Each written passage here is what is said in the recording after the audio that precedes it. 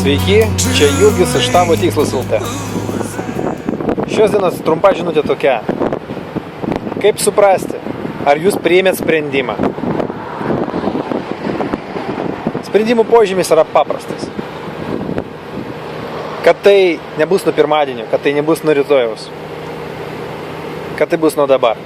Ir geriausia vieta priimti sprendimą, ir geriausias laikas priimti sprendimą yra dabar. Dabar pradėti verslą, dabar nueiti į renginį, dabar išmokti tą kalbą, kurią bandau mokytis jau 10 metų. Ir padaryti veiksmą. Veiksmas yra pirmas įrodymas, kad sprendimas yra padarytas. Jeigu jūs delsit, jeigu jūs pagalvosit, jūs sakot, kad pagalvosiu apie tai vėliau, jūs jau priėmėt sprendimą, kad tai jau nedarysit. Mano patarimas yra toks. Jeigu jūs jau nusprendėt, tai būkit prieš save sąžiningi, jūs pajusite tokią vidinę galią, jūs pajusite, kad galit padaryti didžiulius darbus.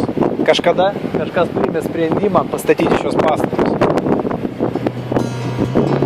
Jie gal svarstė ilgai, bet jie pasakė, aš nusprendžiau padaryti. Taigi, linkiu jums gražios dienos, gražios vakaro. Su Jurgis iš štabo Tikslas LT.